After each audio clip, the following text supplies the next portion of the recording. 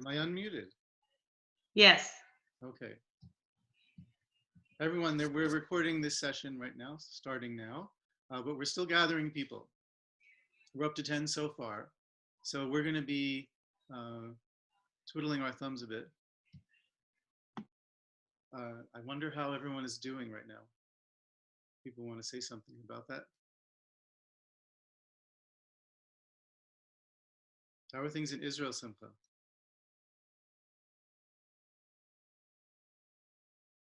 Can you hear me? Yeah, sorry.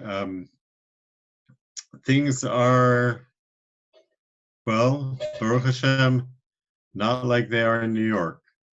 But they are not, everybody is following the rules, and we don't have a government, and is this an opportune time for our acting Rosh Mמשלה to just do what he wants, or what? So, yeah.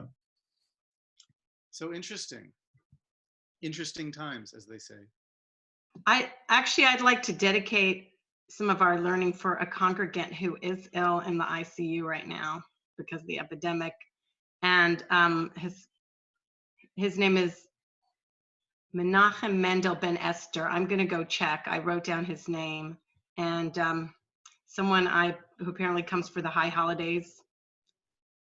And I just got a call. He's not in very good condition. So Right. let's dedicate our learning to his and the Refuah Shlema of everyone. Also for my childhood student, Addie Heyman in New York City. She and her family are, have the virus. So many people, many people do. And Refuah Shlema to everyone. I'd like to mention Ron Ross, who died this past evening of coronavirus.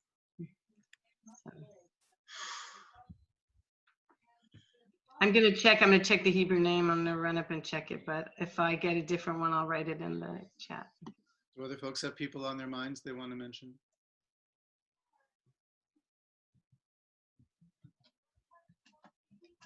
If you're saying something, Shana, we can't hear you unless you unmute. I'll mention Cleo, who's from our congregation. As far as I know, she hasn't had to go to the hospital, but she's in her 80s, so she's highest risk.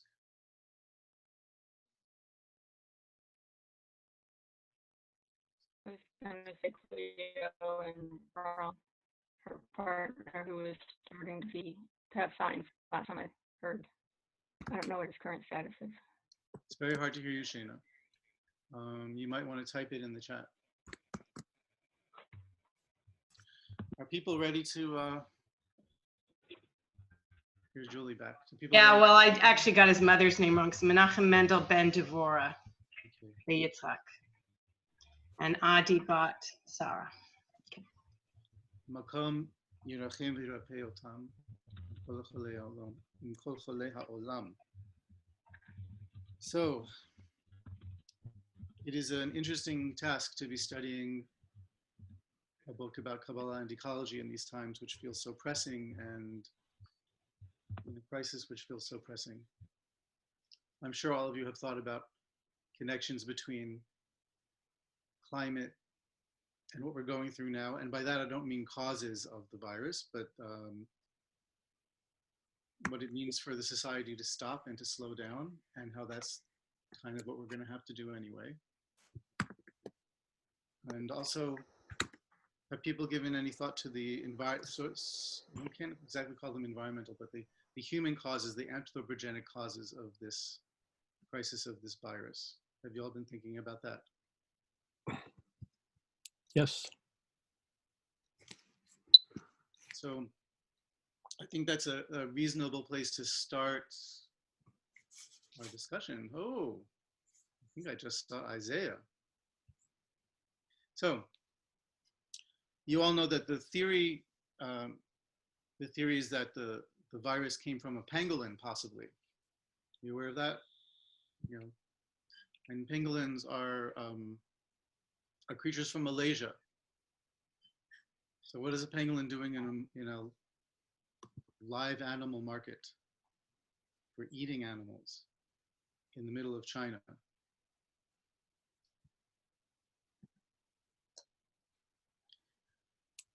To what degree will people exert themselves in order to show that they have domination and mastery over the world that we live in? It seems that there's no limit to what people are willing to do, even now, even at this point in history, or maybe especially now, especially at this point in history. So it feels like an almost insurmountable task to even be thinking about how can we change things by studying Kabbalah. Of course, the whole premise of Kabbalah is that what you do on the inside and internally and ritually has cosmic impact on the world. And that's a myth I'm willing to live in provisionally, but I'm also somewhat of a scientist. So I want to chase paths of causation and understanding how things are going to change.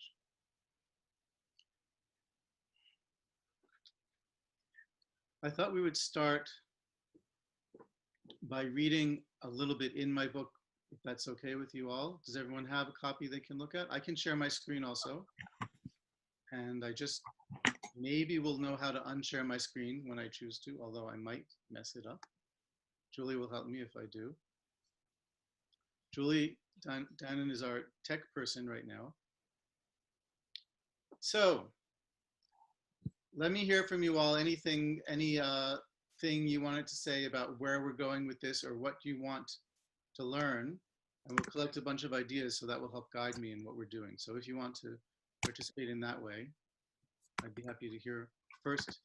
What are questions you're bringing today? And is there anything, other kinds of pressing things that you want to articulate?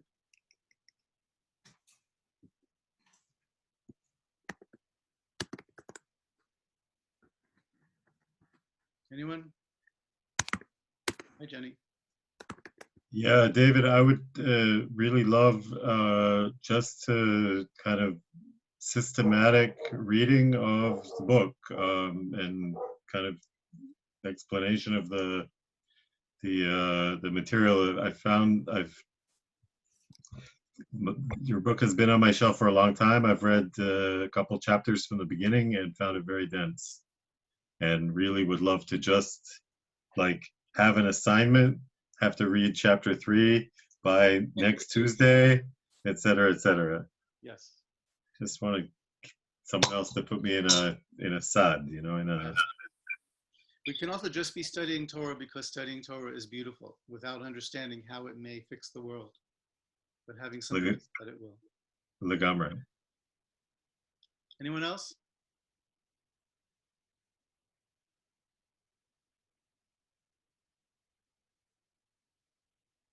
So you asked a question that is a question that's been on my mind for a very long time, but particularly right now.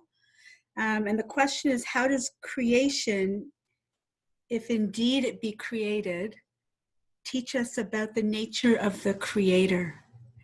It's on page 6. I love that question. Thank you.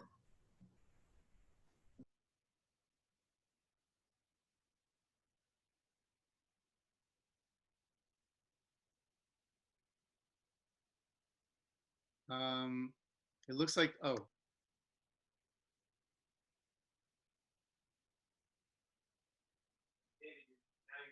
David, unmute yourself. I just did. Okay. I just figured, I didn't realize I was muted. Sorry about that. Yes, that's a really important, beautiful question. What does it teach us? My premise in all this material, by the way, is we would want to know this, learn this, study this, live through it, the kind of material we're working on here, whether or not there was an environmental crisis. That is, understanding our relationship to the earth, the more than human world, nature, whatever we want to call it, is essential for understanding who we are as human beings and as living beings and as mammals, and what it means to be in relation to a creator, and exactly what Cheryl is saying. What is this creator? And how do we understand anything about that? Through our traditions, and not just through our traditions, because you can't really learn that from a book, but how do those traditions, what's the alchemy of those traditions inside our own hearts and spirits and minds that reveals something to us. Yeah. Anything else someone want to mention? There are some comments in the chat if you want to see those Thank you too. for pointing that out. How to be more intentional about how I spend my daily life. That's from Shana. How can we take knowledge in the book and act on it? From Zach. Yes. So, shall we read some in the book? Or did anyone want to say something right now? Hi, Stacy. And hello to Yitzi, who I see is on. I know that originally I thought you weren't going to be able to make this meeting, so nice to have you. And Ellen, Lior. All right, I'm going to go over to the book, switch over, all right? And no, that didn't happen yet. I need to do share screen.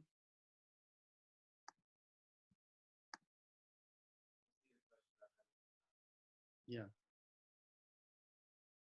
If someone is asking in the chat about how to get a copy, would someone else take it on themselves to send them the digital copy so that they can work with the book today instead of me having to think about it? I appreciate that if you can do that.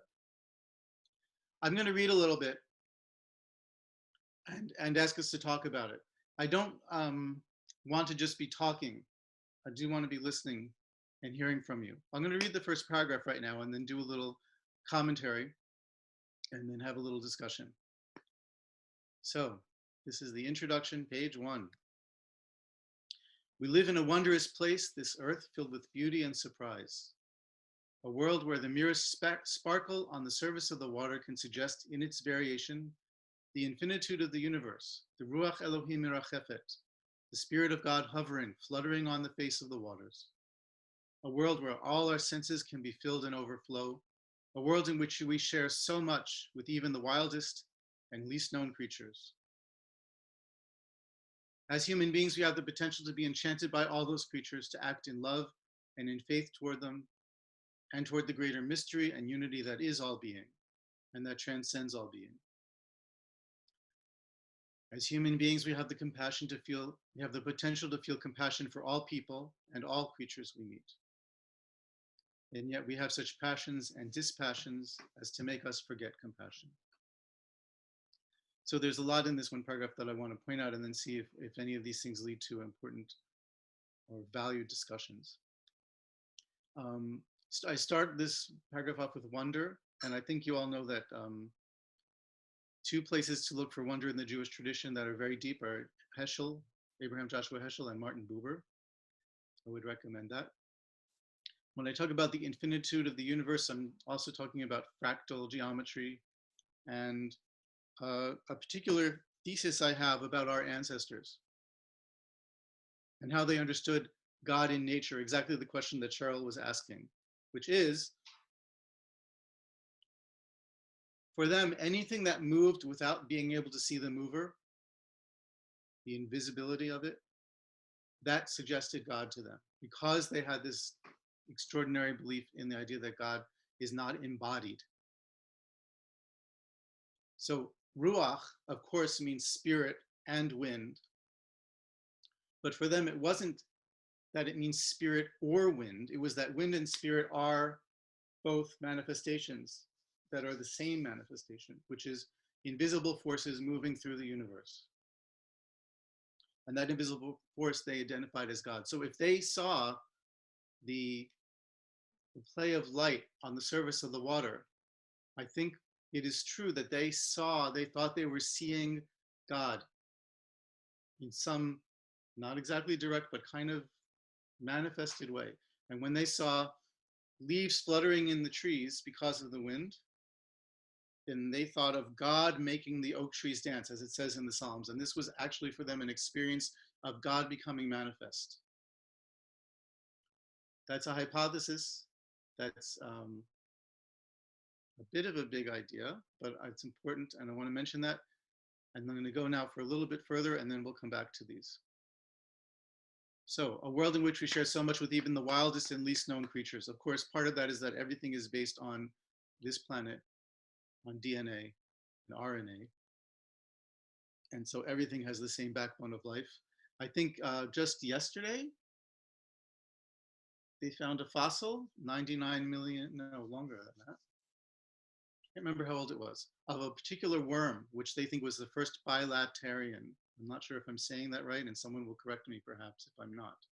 That is something that has a front and a back, or an intake and an outtake and a gut, and two sides that are symmetrical with each other. And then that would have been the ancestor of all bilateral creatures that we see in the world, which include almost all fish really, and all the animals we see, insects. Next sentence.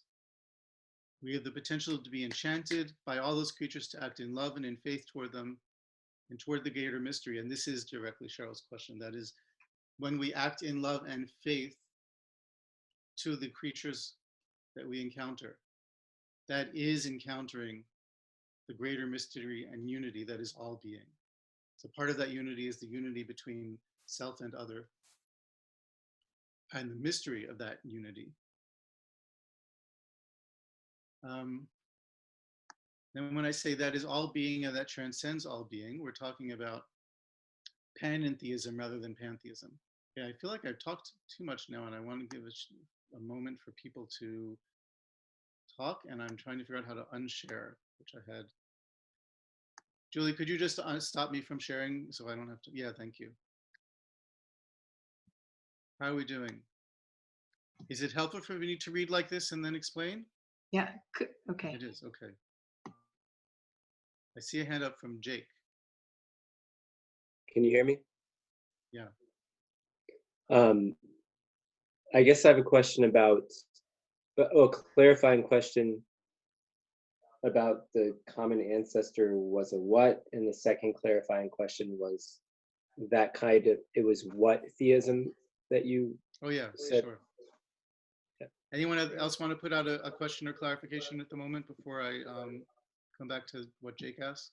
I have a question. Could you repeat what you said about fractal? I didn't catch what that was. That everything's really connected and is fractal theory, fractal geometry, and for the non-scientists here. I did pack a lot in there.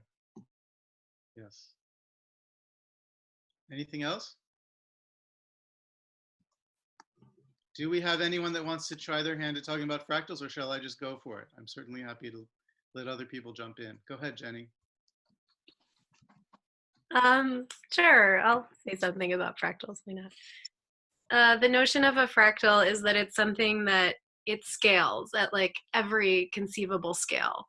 So probably the easiest way, it's probably easier to visualize it than anything else, but it's something where like you might think of like a fern leaf, for example. That's like a natural thing that has an aspect of a fractal to it. So you see it has this kind of beautiful arc to it, and then you look at each little piece coming off of it, and each of those also has that beautiful little arc to it. And then you look at each tiny little leaf on those smaller leaves, and each of those have that little arc. And so if you imagined yourself magnifying it, there's a sense in which like you can't tell it's the same whether you're looking at a fern that's the size of the room or a fern that's the size of, bacteria. And you have a fractal on your screen now to look at. You see that? Where swirls have swirls inside of them, which have swirls inside them. Now there's yeah. You all see that? Yeah. Okay. Now I have to figure out again how to unshare. Julie. Click the share again. I'll eventually get used to this. Okay, first of all, panentheism versus pantheism. Let's just do that one because that's a quick one. Pan means nature. It's the Greek god of nature, but it also just means nature. Pan also means the all. Like, well, you can think of many things. What would be a word with pan that means all things? That means including the totality. Panoramic. Pandemic, unfortunately. Oh yes, how could I not forget? Pandemic, a worldwide epidemic is a pandemic, right? So pan means the all. If you say pantheism, you say pan, that is nature, roughly, is God, the theo, pantheism. You're equating nature and God. You say panentheism, you say that nature is fully God, but that God is more than nature. That nature doesn't define or limit all aspects or all dimensions of God. That makes sense? Now, infinitude, and what I was talking about with fractals, the kind of infinity that we usually think about is the infinity that goes on forever, as it were, beyond bounds, right? But fractals are an idea of an infinity that happens inside things. That is, if you have this fractal pattern, the spiral has a spiral in it, and that spiral has a spiral in it, and that goes also to infinity, but at smaller and smaller and smaller scales at each point. And so you have infinity contained within the finite. And I think that is an essential idea of infinity. That is, we see God in the infinity that is actually in front of us. We don't need an infinity that's beyond what we can see. We can't see into all the levels of detail, but we know that they're there on some level. Make sense? You can nod and I'll know I got you on that. Yes, Jake? Is there like part of some scientific idea that beyond the smallest units that we think there are, like quarks or I don't know, strings or whatever it is, like that it just keeps going and we can't actually know everything? Is there an infinitude? Yeah, that was just going through my mind and I thought, should I get into that or maybe leave that out because who needs that level of complication? I was just thinking that before you said that. So in fact, although there are many levels of extraordinary scale going down further and further, there is a limit to how far you go down. As far as we understand, you get to quarks and you don't get to anything less than quarks. Is there something beyond that? There's no theory that says that there is something beyond that. But if there is, God knows about it even if we don't know about it, so to speak. Which brings up the question, what does it mean to say God knows? Which I'm not going to quite answer yet. Well, never going to actually answer, but I'm not going to quite get into it yet, but I want to say that's a question that's going to be important. I'm going to go back to the text, unless anyone wants to add something right now. You okay with going back? I wanted to just say something. Please. Hi, I'm Dana. Hi, Dina. Yes, to confirm what you said, there is a quantum field theory that says all of these atoms and little particles are part of fields, and we are actually living in different fields, so they are not real. But we can look into it later. Good. I appreciate that. Going back to sharing the text and looking at what we were just talking about. Oh, and Jake, we were asking about the thing about the bilaterian worm. So that doesn't go back to the beginning of life. That just goes back to animals. So, but we're going back to the very beginning of life, which might very well have happened at the bottom of the oceans, at the thermal vents where the metabolism was based on hydrogen sulfide instead of hydrogen oxide, that is water. It was based on hydrogen sulfide. That's one theory. But anyway, all the way back to there and further, because all of us are made up of the atoms that are created by the universe, that we're all in that kind of deep relationship and unity. As human beings, we have the potential to feel compassion for all creatures we meet. I said that. What does it mean to say we have such passions and dispassions as to make us forget compassion? So passions are for ourselves or the ones that we think of as altruistic, but are generally altruistic towards our family or towards our species, that make us forget the passions that we should have, the compassion that we should have for all beings. And dispassions, the things that make us lose our passion. I'm not even sure if I'm using that word correctly, actually. I'd be happier to look it up, but I'm not going to do that now. There's plenty of places in this book where I've used words that I looked up in order to make sure I had them right, and I'm sure at this point have forgotten what they are now, but that doesn't matter so much. It's just kind of funny. Dispassions. Science creates a kind of dispassion, a separation from compassion. Money, desire for possessions. There's so many things. And dispassion doesn't mean something you're passionate about. It means something that causes you to stop caring, to stop having feeling. Of course, most science doesn't do that at all, but there's a kind of a stereotype of science that it does that. I think it would be good for me to read a little bit further, so I'm going to do that. Are we on screen sharing or not? We are? Okay. So next paragraph. Compassion does arise naturally and spontaneously from the moment we encounter another. So that is a big claim that I'm not sure I can prove, which is that our natural state is to have compassion.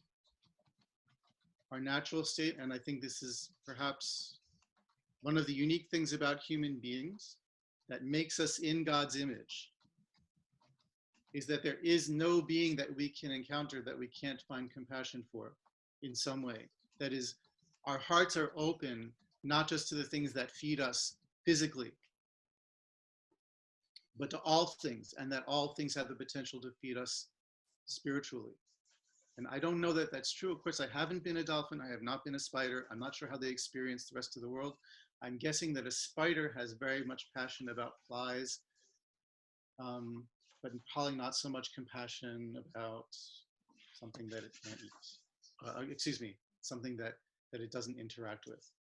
So it won't have passion, and it probably doesn't have compassion with flies. Human beings have the capacity to have compassion with the things we eat and kill. In fact, my understanding of our ancestors is that they believed they were in a covenant with their animals, not just with God, but a covenant that included their animals, and that they took responsibility for their animals' well-being, life, and existence in a world that was loving. They took that responsibility on themselves and understood that that's what it meant to domesticate an animal. So the act of compassion can include killing something and eating it, if one's picture is greater than that individual being, but all species.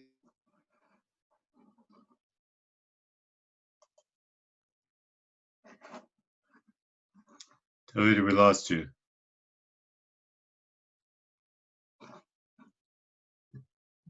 Okay, David, you seem to have a slow connection or something. We're not hearing you. You froze. Might have to leave the meeting and come back again if it keeps going.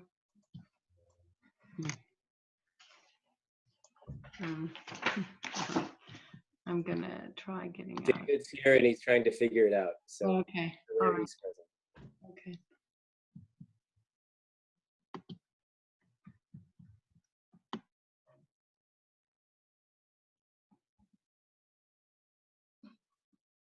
Oi. All right, maybe he had to log on again, so just be patient. Yeah, he's trying to figure out the why. Yeah.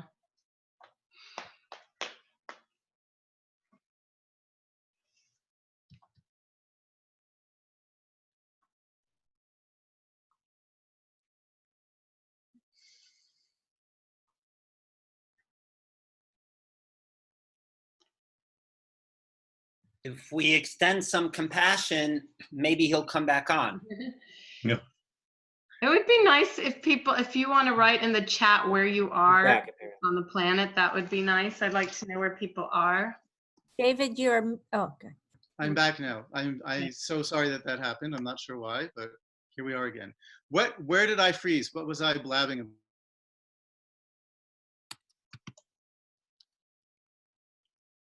Compassion.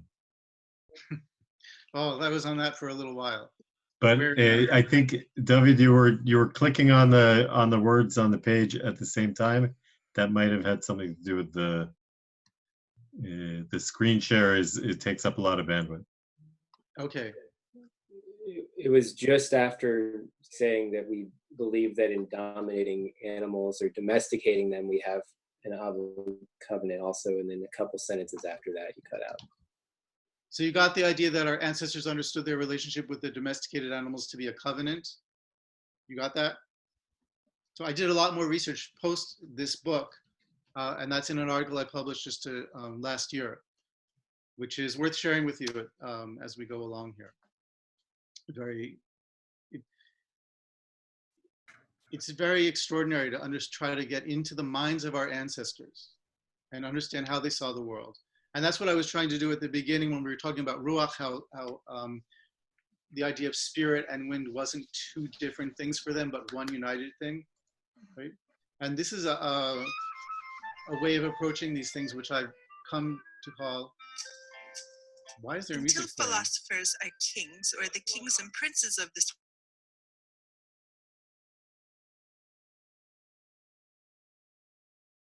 Okay, Oh, unmute just David. I muted everybody else. yeah, he's muted now. He's trying to Okay. figure it out what happened. All right, I'll unmute him here. Okay, David, you're good. You talk. But he's got the music playing. Left and Wait. right. Something is playing about philosophers on my computer. I don't know where it's coming from. Did it stop? Yes, good. Okay, second technical glitch. Then I think we get one more. We get one more probably is going to happen before we get through this. So I was saying about this article I can share with you about exploring more deeply how they understood domesticating animals, and that it was a process of mutual domestication. That is both species coming into contact with each other and understanding their relationship. It doesn't have to be an intellectual, this kind of understanding, but biologically coming into an understanding that they were both being domesticated by each other. That's our ancestors before, long before, agriculture domesticated human beings. They didn't just domesticate plants, but the plants domesticated them in some way. Okay. So what I was saying about that is that even relationships that we might think of as taking something to eat it, is in our common culture understood to be using it always with the potential of using it up. And that somehow we have to repress our desire to use it too much. That's kind of the moral, I don't know, the moral dirt that things are growing in our greater civilization. But that's not how it needs to be, and that's not how it is, actually. That is, the moral soil that we grow in is that we take and give, and that every time we are, in all times that we're alive, we're always giving and taking. And to be in the relationship with species and to eat them means to be in a relationship in which you're giving and taking from them, not just taking. And that's how our ancestors understood their relationship with their animals.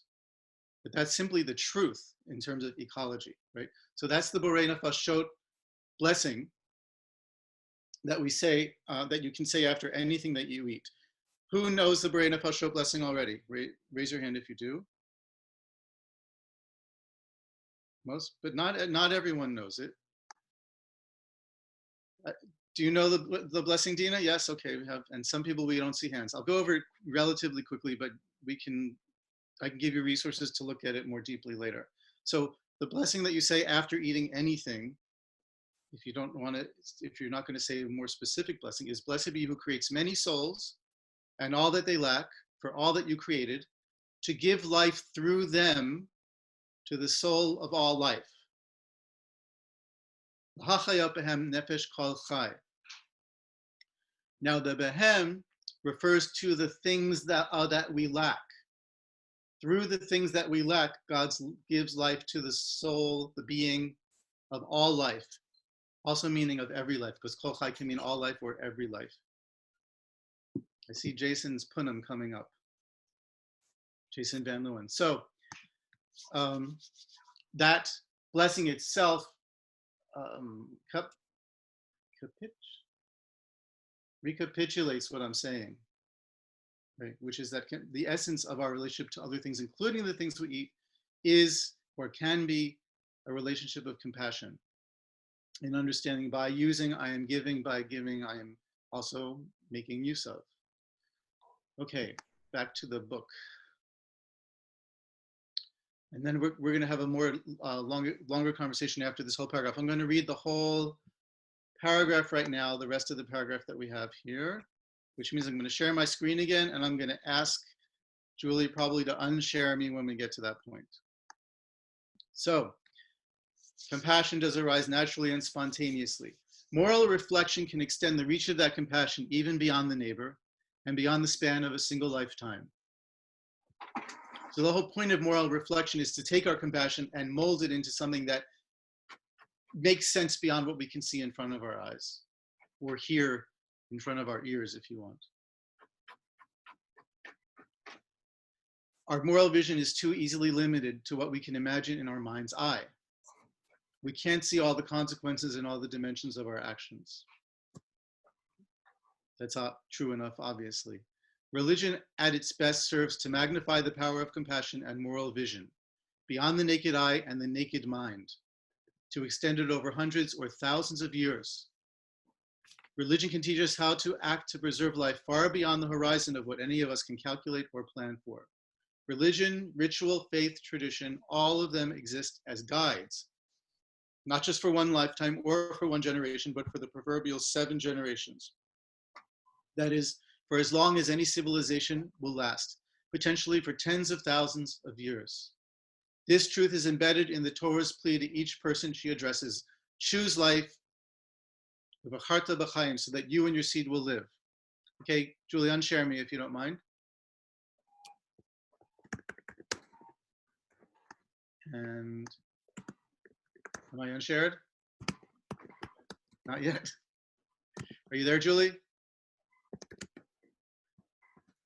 Okay.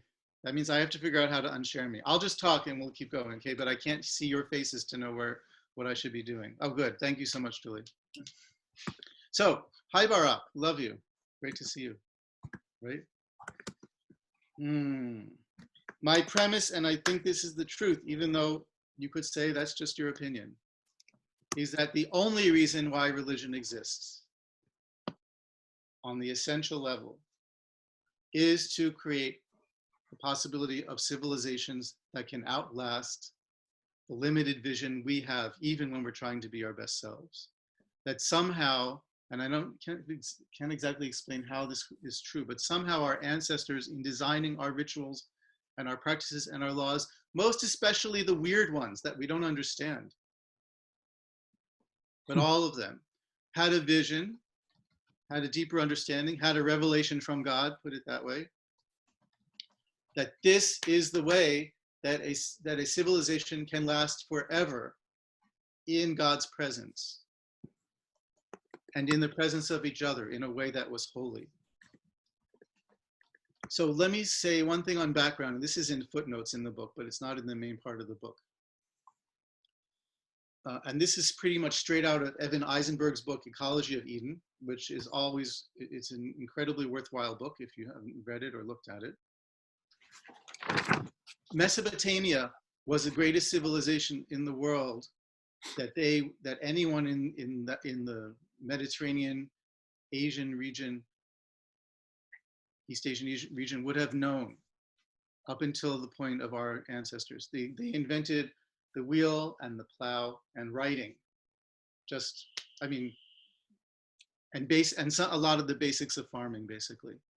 They created the greatest civilization that the world had known, and then they completely collapsed. They were watering their fields from the Euphrates.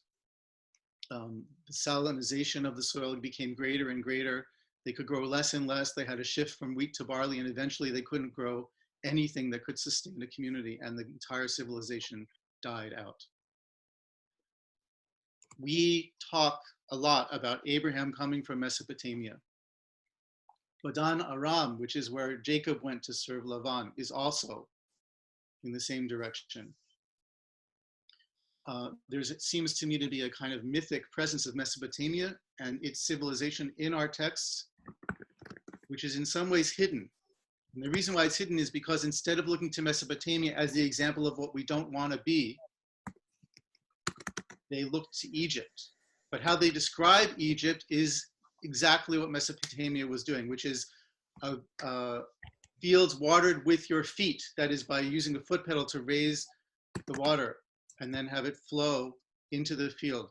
Now this happens because you have a relatively flat land, and in particular with Euphrates, and I don't really understand this, but I just know it happens to be the case, the banks build up higher than the land around it. And so it's quite easy to lift the water a little bit and then have it flow out into the field. And of course, the same thing happens with the Nile in Egypt. So for our ancestors, the concrete image for them was the image of Egypt, which was also the model of an oppressive society, a dictatorial society, a slave society. And by the way, never forget, the reason why it became a slave society is because of Joseph. Joseph is the one who made it a slave society. But the kind of agriculture they did made that an easy potential to realize. And our ancestors had a different idea of agriculture. So they said, the kind of land we want to be in is one where you can't water it through irrigation. We want to be in hilly lands where we're entirely dependent on rain from the heavens. And if you think about it, this is one of the big statements in the Torah about this is the land I'm bringing to you, not like Egypt where you watered it with your feet, but this land of hills and valleys that drinks rain from the heavens, and the eyes of God are on her continually. So what does it mean for the eyes of God to be on the land continually? It means simply that any day the rain could stop and you will die of a famine. Is that a strange way to think about how wonderful the land is? Isn't it strange? Does that appear strange to you when you think about it? Let's go there because we can die of famine. That's the best thing we can imagine. But what it is this idea that the feedback loop between you and God is short. Within the same season of growing, you can get God's punishment, which they saw as an advantage, because it meant you couldn't go too far off course. Whereas in Egypt, where humans, and in Mesopotamia, where humans could totally control agriculture and rain, there was no feedback loop, or a feedback loop that lasted hundreds or even thousands of years. And so by the time the feedback from the universe and from God comes, this is not the way to live, you're going to destroy yourselves, it's already too late. That's essentially what happened in Mesopotamia. By the time they were dealing with salinization, they couldn't have done anything to rescue their civilization at that point. They had already raised the water table enough that there was going to be no way to stop that. And so the feedback loop was too long. That's what the situation we are in today. Because of our technology, the feedback loop for what we do and how it affects the world is exceedingly long. So by the time the consequences come round to us, it may be too late to figure out a way to fix it.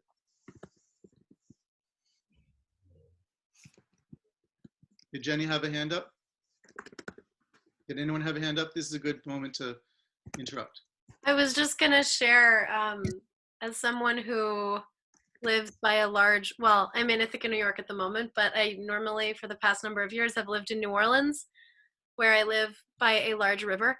And so I know the explanation for why the ground is higher right by the river and then slopes down. Which is that it's the way that the rivers, because rivers naturally flood regularly. And when they flood, they deposit sediment. Oh, of course, yes. So you get the most sediment deposited right near the river because even the smallest floods deposit sediment there, and then less and less as you go farther away from the river. So that's the same shape of the land, for example, around the Mississippi. Sure, that makes good sense. Now, what I said is actually not in the book so much. Was there another question? Yeah, Nayana. Hi, Nayana. The feedback loop being shorter, yes, that means that there's a lot more communication and give and take and conversation or connection between Hashem and the people. Mm-hmm. Yes. And why did they hide that? Why did they hide that? You said the text doesn't explain it. It does explain it. If you have the ears, it's explaining it. The eyes of God are on the land continually from the beginning of the year to the end of the year. That's what that means. It means constantly in communication. Okay. But that's just in Dvarim. Yes. There are certainly many voices in the Torah, and there are other voices about what makes the land so holy. That's not the only voice. Is that the point you're making, Simcha? Also, but we know that Dvarim is a later, or scholars discuss Dvarim as being a later element of the text. I think what is true, and I'm saying this without interacting with biblical documentary hypothesis theory at the moment, just saying it up straight, is that at every point in the Torah, the earth is understood to have rights which are incontrovertible. Mm-hmm. And that it's clear, no matter which thread of the Torah, which part of the Torah you're looking at, it's clear that the idea is that if you violate the rights of the land, God will choose the land over you. That's the message of the flood story. Does that make sense?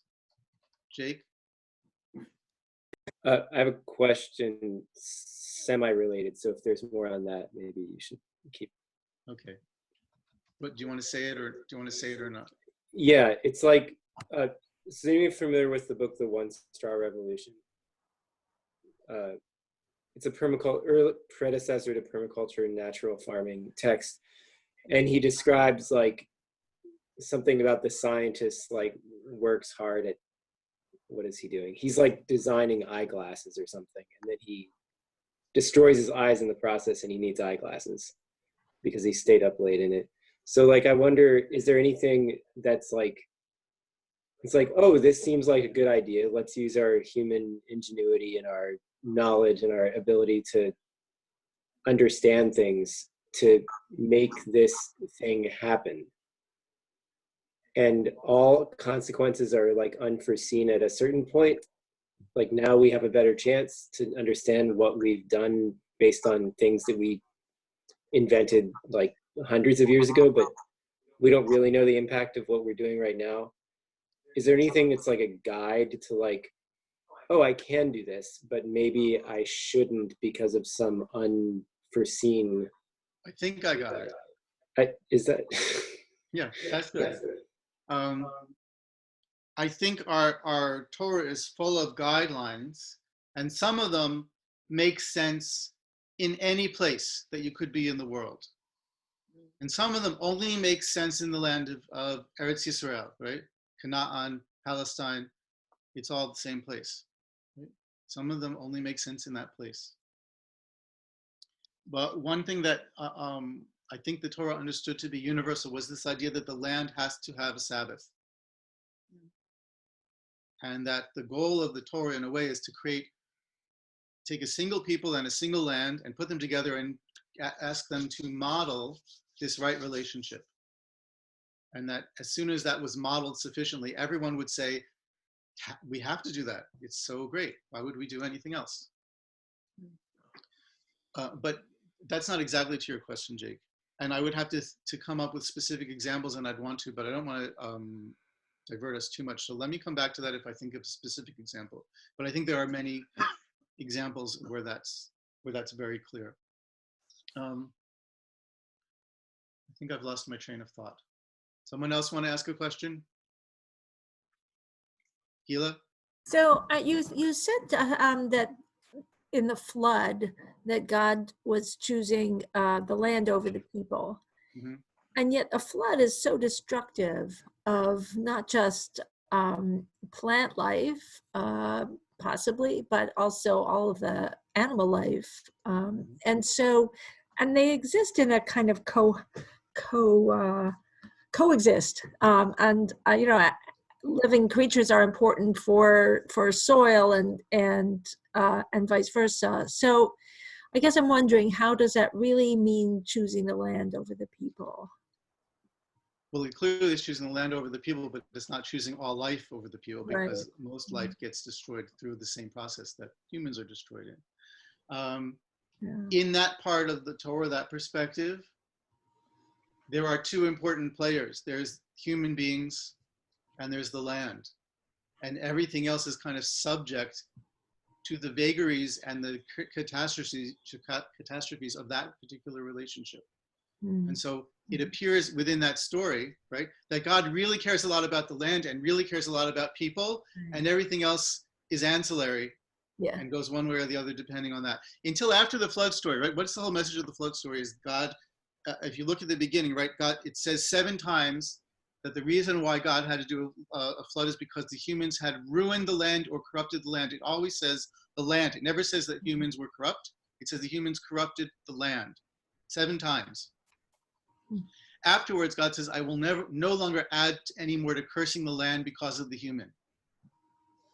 It's a fairly literal translation. And so at that point, God is saying, right, I'm not going to do that anymore. Now, when I choose the land, I'm going to choose everything except the human beings. And so it's a rebalancing in a way. And that is, in a way, you could call that one of the main messages of the flood story, is that God is putting this new limitation on, that God is just going to go punish the human beings and not everything. Baruch, you had a hand up? Thank you. Yeah, because it's interesting because from what you were reading, that Baruch Elokim Merachepet, that the spirit is hovering al pnei hamayim, on the water, meaning that the primordial, very origin of our existence was fully covered by water, almost an embryonic state, like we're in the womb, meaning that is seen as the original state, the purest state. And it's only later, with the separation of water from land and with the revelation of the land for human habitation, that all abilities of imperfections appear. So the rising of the waters, as destructive as it is, may be, yet there is some element of return to original state, and almost like immersing the whole world in a mikvah again, purifying us again. So how do you reconcile the destructive element of a flood with that sense of water overflow that is more of a pure, unadulterated state of existence? That's a beautiful way to look at it. I don't see any need to reconcile these things. They are two deep truths, and part of what it means to be a deeply wise or intelligent person is to hold these contradictions and not to think that they have to be reconciled. But does anyone else want to answer to that question? Jenny?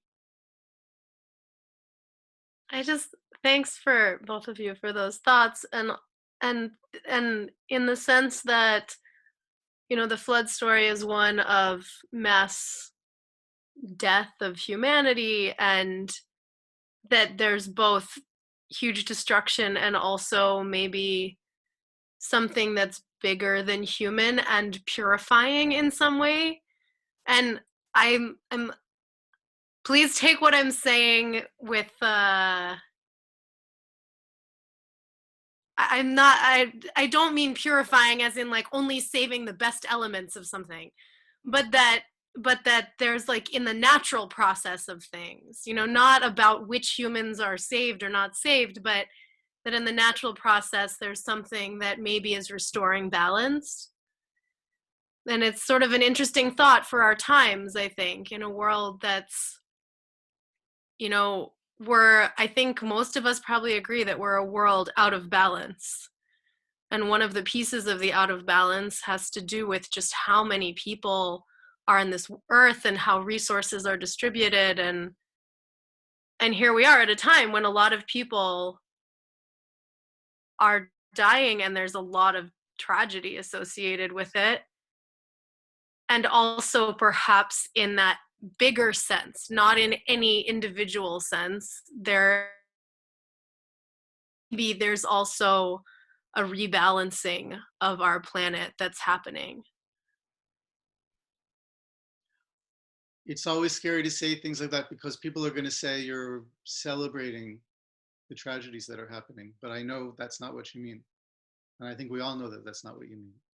Right? I didn't know how to couch it in other language, but I think I'll just say that I have a background as an ecologist. And so when I put on that scale of thinking about things, it feels easier for me to see that as a possibility, and it doesn't diminish anything from any personal tragedy that anybody is going through. And I certainly in no way intend that. But it's helpful to me sometimes to kind of like, in that way we were talking about fractals, that you can see it at the scale that we normally look at 1 foot by 2 foot or the size of your computer screen. you can also see it on a microcosm, and you can see it at a macrocosm. That, to me, there's something weirdly comforting about that. Anyway, that's all. I understand. Those are two of those perspectives that they're not exactly reconcilable, but we need to be able to hold both. Yeah, and that's true just to be human, but also to make it through what we're going through as a people, meaning as the human species, not just as the Jewish people. I wonder also, sorry, this is Lior. Could I ask a question? Yes, go ahead. With the flood story being somewhat archetypal for this region, especially given the region's relationship with water thereof, right? Where, like we were saying with Mesopotamia and the ways in which water needs to be under control, and the idea of cataclysm being water that is not under control, how that can define crisis that we're in right now, where there is so much we perceive to be under our control in a Western capitalistic society that suddenly things of going too fast and being too productive in technology, both enabling us to have mass connection, but also mass fragmentation. And this time where we have to opt out and slow down and redefine our relationship to production entirely, like, is cataclysm for our days just because it's redefining something that we have baked into the fabric of our society, that has for a while gone unquestioned in the main narrative, but has had subversive narratives against it. And so I wonder, I guess, how a flood story, being so formative, functions as a subversive narrative for setting up the creation mythos in that region, but also specifically for the Jewish, to have the Noahide covenant after the flood as a reframing of that is changing it from cataclysm to creation and covenant. Yeah, those are good points. I'm not going to try to answer that question, Lior, because I think it's just a worthwhile question for everyone to be thinking about. Is that okay with you? Yeah. Okay, so I want to go back to this more foundational point, which is the purpose of religion is to create a civilization that is sustainable, and that rituals have the power to teach us what we need to do at a level that is deeper or farther reaching than anything we can teach by teaching someone ecological principles or science of climate change or these kinds of things. And that puts a lot of faith in our rituals, and maybe it's more faith than is warranted, but that's where I am with my sense of Judaism. Is I have that kind of, it's a strange way to talk about faith, but I have faith that our tradition actually understood something true about how we can be in right relationship with the earth, something that is essential and vital and that we need now. I also believe, without knowing deeply well enough to know that that's true of every tradition that manages to live more than some thousands of years, that it will have some of that wisdom in it, and that we need all of those wisdoms right now. And any religion that doesn't do that, as I say on the page following in the book, is failing. There are some religions that don't do that at all because it's just not their orientation. And an example would be Christianity, which is really focused on personal salvation, is not it's not indigenous to any place in its major form. Of course, it was indigenous to Palestine back in the day, but isn't attuned to any particular place. So in some ways, what I'm distinguishing is what we commonly call indigenous religions and religions that are more kind of later Western religions, that not only Western. There are many forms of Asian religions that are also kind of long after a kind of indigenous tradition developed. So I think it's okay to go on from here unless someone wants to bring up another issue right now. No? Jake, I'm going to hold off on you just because, okay? Because we can talk later. David, a Jake question. and I are in the same place. Yes, Gil. When would you say we shifted from an indigenous religion to a civilized, citified, civilized religion? Obviously, we're talking about the consequences of exile. But at what point we crossed the line, it's really hard to say. I wonder if it was before exile. Once we become empire. That's an excellent point. It may be a very good question. It might be from the beginning of having a king. Which Torah tells us very clearly not to do. Right. Or advises. That's not a bad way to think about where it might have dated from. Yeah, that's a good point. Okay, I think I'm gonna go back to the book now. I'm going to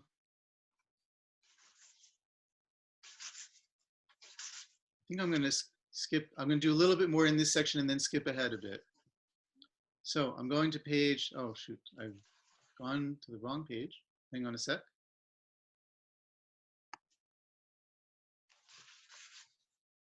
I'll be there in a second. The next section of the book is about science and how it brings us both. I'm not going to do it in the text because I don't think I need to. How it brings us both the capacity to understand the wonder of the world in a new way and the consequences of what we're doing in a truer way, and at the same time gives us the capacity to destroy it all. And what a strange thing it is for the same sort of realm to give us both. It's kind of like the tree of knowledge in a way, right? Of knowing good and evil. You can't know the good without also knowing the evil. Cheryl, you had an almost hand. Okay. Yes. So I think I'm going to move on from this unless someone has a question or a point they want to bring up right now, and talk about anthropocentrism more directly. And just start with the question, is Judaism anthropocentric? And the answer obviously is yes, right? You would think you'd agree. It is definitely human-centered. I coined a different word in the book, which I would like to ask the same question about, which is anthropoarchic. That is, if humans are at the center, which I think the Torah believes, that's part of the message of the flood story. Maybe humans are at the center from the beginning, and then after the flood story, God is saying, well, you're not going to be the center anymore. And yet still God is most interested in making covenants with human beings after that. Note, of course, the flood story makes a covenant between God and all life and land, not between God and human beings, right? But thereafter, we hear covenants between God and human beings. Anthropoarchic, the idea that humans' destiny or purpose or essence is to rule over everything, as opposed to humans at the center of everything, because something at the center could be like the hub of a wheel. So the hub of the wheel doesn't exist. The rest of the wheel doesn't exist so the hub can be there, right? The rest of the wheel doesn't serve the hub. It's the hub that serves the wheel and enables it to fulfill its greater purpose, which is not the hub. And so that's what it means for humans to be at the center. I think that is the message, I believe, the greater message of Torah. But there have been many times in many pockets of Judaism where the message was definitely the other one, which is that humans are here to rule and know and possess everything, and that's not just who we are, but who we should be. So one of the challenges in dealing with this material, and this was a big part of writing the book from the very beginning, is how do you take into account that strongly anthropoarchic material of the tradition and have its place in a greater tradition which is not anthropoarchic, which overcomes that way of seeing the world. And that's a big challenge, because I think one of the premises I have in working with this material is that there's nothing that's just waste, that doesn't belong. That all these ideas have a place and a meaning, and understanding the right place is how you make sense of it, as opposed to just saying, I reject that and I accept this. Saadia Gaon is an amazing example. He is the most anthropocentric Jewish thinker of all history, I'm pretty sure. He's the only one I found so far who says that the reason humans are vegetarian in the Garden of Eden is because the animals had to reproduce enough so that humans could kill them without extinguishing them. And so soon after, they were meant to start eating meat. He's the only person who says that. Everyone else says they were meant to be vegetarian and then something else happened after the flood, except him. Saadia Gaon says, you should not be perplexed about the purpose of creation, because the purpose of creation is humanity. Yeah. And who thinks we should be perplexed? Jan?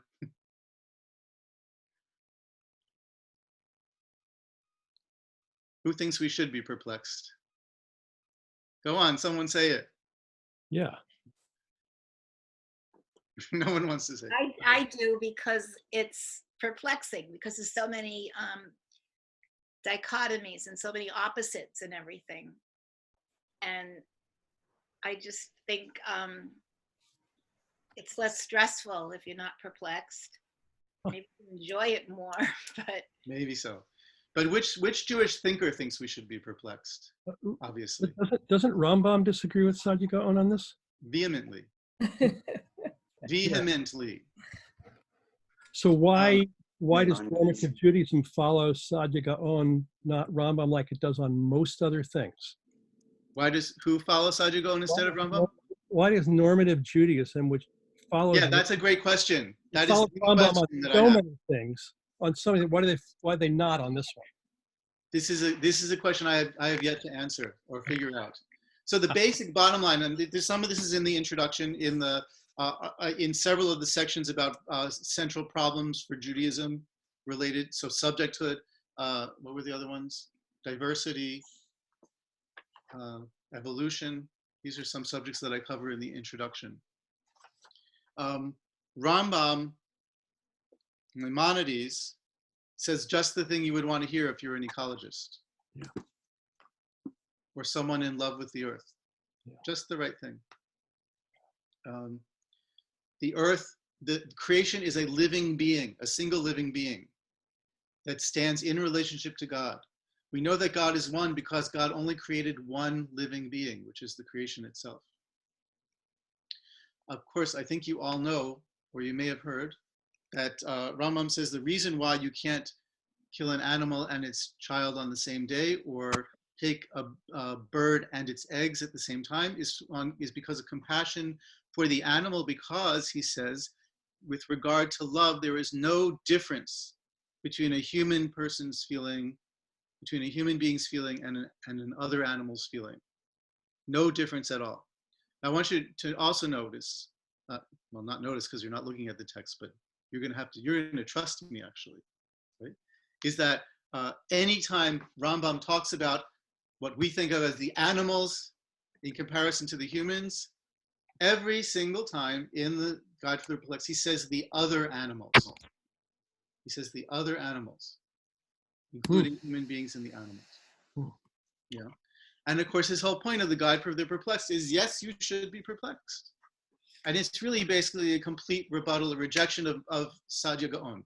So many aspects of Rambam come before the Guide for the Perplexed, and that's almost completely accepted by the tradition. In those books, Rambam accepts Saadia's position and parrots it, repeats it in his Mishnah Torah, in his Perush on the Mishnah. He repeats some of these ideas, not quite as extreme as Saadia Gaon, but the same ideas. And it's only in the Guide for the Perplexed that he rejects them. So it's not just that they didn't accept one thing from Rambam. Nobody talks about the idea that creation is a single living being after Rambam for some centuries. Yeah. The next time you see it as a big subject is in a corner of Jewish thought, which has no impact on us today, although maybe it will as it gets uncovered and explored, which is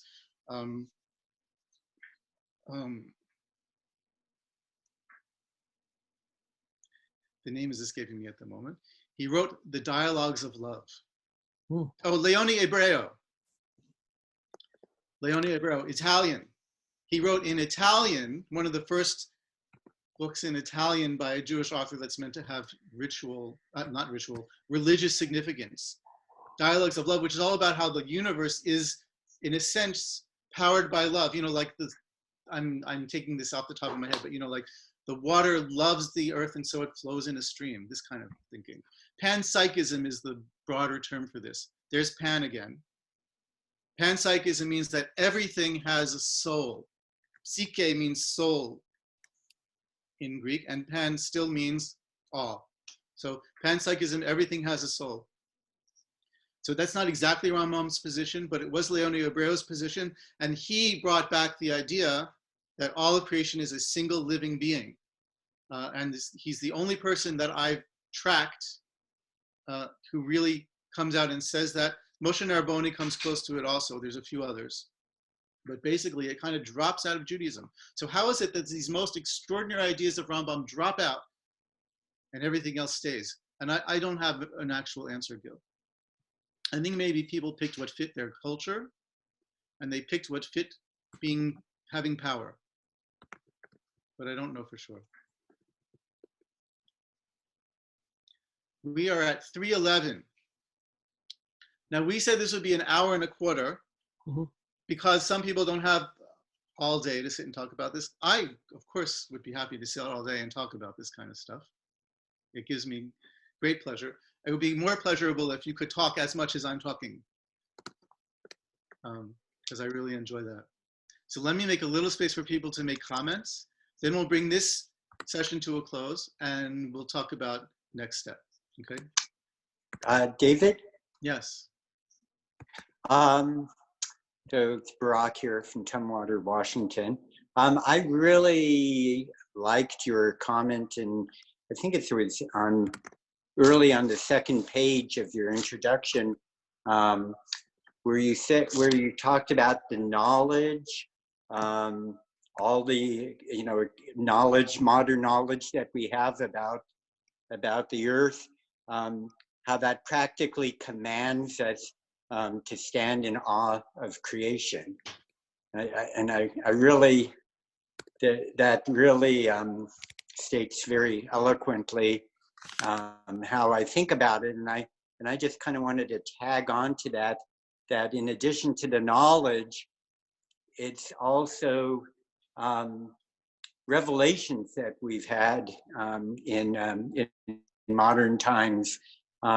We're coming on the 50th anniversary of Earth Day, and it's only a little bit past the 50th anniversary of when the astronauts first orbited the moon and took that picture of Earth from deep space that was coined Earthrise. And again, that image, humanity seeing that image of the Earth, in my estimation, commands us and to stand in awe of creation. And that's actually what happened. There really was quite a transformation at the time. And I think what we're seeing today, if you expand the notion of awe to also include terror, and I'd be curious on your thoughts on that.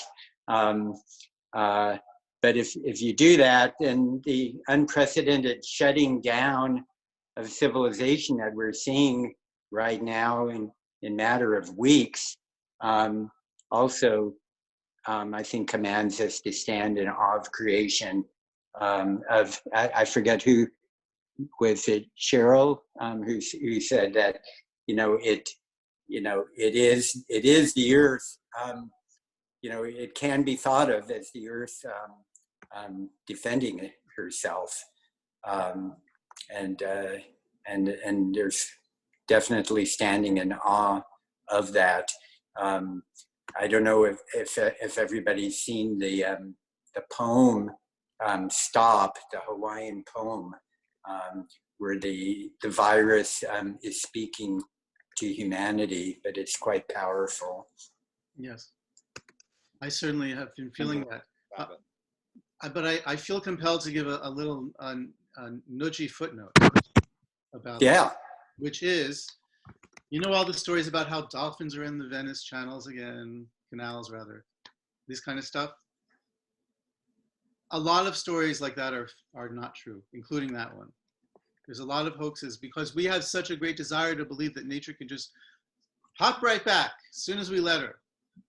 Him or her, it should be, right? Why should God get all the gender diversity? Nature can have gender diversity too. As soon as we let it come back, it will come back. And no, I totally agree with that, yeah, David. I know, totally. I know you do, Barak. I know you do, but I wanted to point that out because it's Sure. easy to romanticize the virus.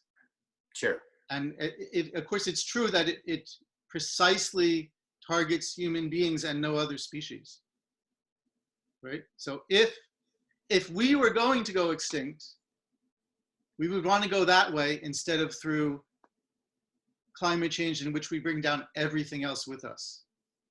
Because we don't want to and we don't have to yet, God willing. Seth, you were about to say something. Am I right? You can't hear you. Unmute.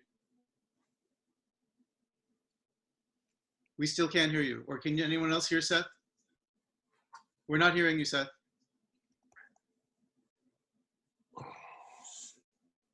Still not. I'm sorry. Do you want to try typing something and we'll read it out loud? Of course, be briefer in that context. Is anyone saying Kaddish today? Yes? Okay, so I'm going to have us do, if you don't feel comfortable doing an online Kaddish minyan, then it's okay. But if everyone who feels comfortable will say Amen, then we'll do that. And then I'm going to say a different kind of Kaddish, which I wrote, which is reflective on all of creation and riffing on the traditional Kaddish. So the people who are saying Kaddish, that was Nayana and one other hand? Gila. Oh, and Seth and Gila. Yeah. Was that everyone? Is this a Kaddish D'Rabbanan? It would be a Kaddish D'Rabbanan. So in that case, if you don't know the extra line for Kaddish D'Rabbanan, don't worry, because one of the other people will say it. And the other lines are all exactly the same, so it should be easy. And I'm not sure what the etiquette is online in terms of standing or sitting, so I'm just going to tell everyone to do what feels right to them. Do we all need to unmute so that we can respond and people hear? Do you know what I'm saying? Yeah. And also, let's for this minute, let's do the Kaddish D'Rabbanan and everyone unmute so we can hear each other saying Amen, and we'll see if that works. Okay. The one tricky part,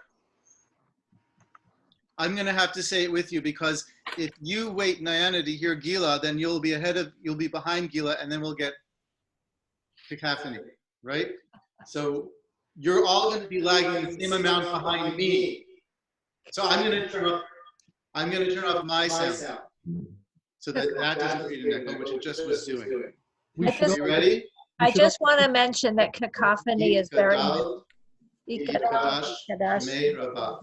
Amen.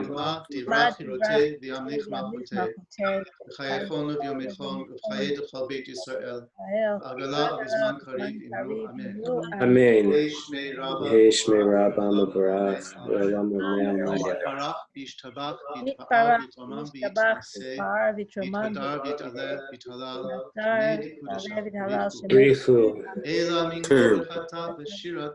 Tushbechata v'nechemata da'amiran bi'alma.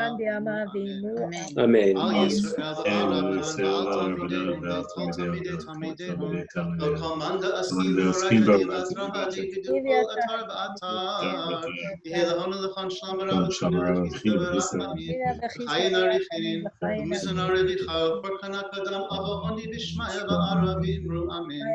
Amen. V'hei shalom v'rabba min shamayim v'chayim aleinu v'al kol Yisrael. Amen. Amen. Shalom. Shalom.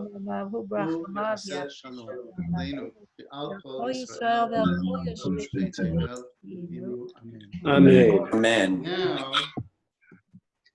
that was.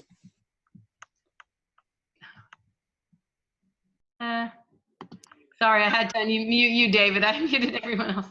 Speak, David. That was beautiful to do with you. Yeah. And did it work in terms of the timing? And I think it worked okay. Okay. I'm going to read now this other Kaddish, and you can say Amen in the right places, and we don't have to have it be, people can be muted for that because that's okay. This is just in English. I call this Kaddish for a human minyan, but it's really Kaddish for a creation minyan in a way. Here we go. May the name that fills all names be blessed and strengthened in this created world. May the breath of life that fills all breath fill us with life. And may it guide and rule our actions and visions in our lives and in our time now in this world and in every moment to come. And let us say Amen. Amen. May that great name be blessed within us and in all worlds for all time. May holiness stream forth from its source full of blessing and beauty. May the name that weaves together all life and all creatures be blessed and praised, made beautiful and resplendent, lifted up and exalted to the highest and most majestic. Blessed be, Barichu, beyond all the praises and blessings and songs and prayers that can ever be said in the whole world. And let us say Amen. Amen. May the life and love within us and between us be strengthened. May the breath that fills all breaths fill all creation with peace. And may peace and life and health flow to us, to our community, to all peoples, and to all beings in this world. And let us say Amen. Amen. Who makes peace in the furthest reaches of creation will bring peace to us and to all living beings. And let us say Amen. Amen. Amen. Great, you all. It's such a mechaya to be with you. It's amazing. So we're going to do this next week, same time. I also have set aside a little time on Sunday where if people want to get cut together and have kind of like more freewheeling conversation, we can do that. I was suggesting Sunday 4 to 5. Does anyone want to do that? Just raise your hand so I know if we actually have a market for that. Okay. And I'll send you a link, and nobody needs to worry about this. You all are busy. Strangely, we're all very busy right now, which is incredible. But I'm going to make that open, especially because if new people want to join this group and this seminar, they can come and I'll kind of catch them up to speed so that we can start from the same place. All right. Thank you, everyone. Please unmute and say goodbye to us. Oh, yes. Tequila wanted to say something. Assignment, what you'd like people to read for next time? Oh, yeah. Can I just email you that? Yes. Yeah, email the assignment. Okay. And can we get a copy of that gorgeous Kaddish? Oh, yeah. That's on my website. If you go to neochassid.org to liturgy, Kaddish for a human minyan. And what we're going to do is be working with some of the material in chapter 1. But read the in-between parts. Make sure you've read the whole introduction, not just the few pages at the beginning and the end that I had you read. Read that part in the middle also. And then I'll tell you how far to read in chapter 1. But you can feel free to start it and know that that will be worthwhile. Okay? All right. Thank you, Rev David. Yeah. You're a poet as well as a rabbi. Thank you. Bye, everyone. Bye, everyone. Thank you. Be blessed, be healthy. May your